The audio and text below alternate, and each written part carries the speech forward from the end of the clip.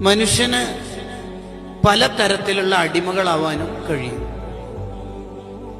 ഉദാഹരണത്തിന് അബ്ദുദ്ദീനാർ, പണത്തിന്റെ അടിമ.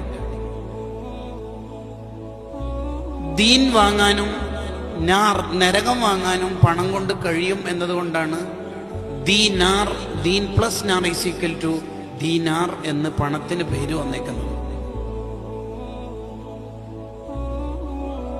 അതേ മനുഷ്യന് തന്നെ അബ്ദുൽ ഹവ, ആഗ്രഹങ്ങളുടെ അടിമയാവാൻ കഴിയും. ഇച്ഛയുടെ, താല്പര്യത്തിന്റെ അടിമ.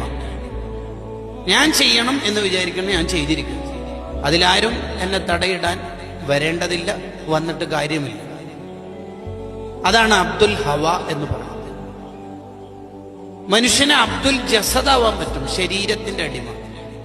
ശരീരം എന്താണോ പറയണത്, ഉറങ്ങണം, ഉറങ്ങും, തിന്നണം, തിന്നും, അമിതമായി തിന്നണം, ആ തിന്നും, അങ്ങനെയും പറ്റും.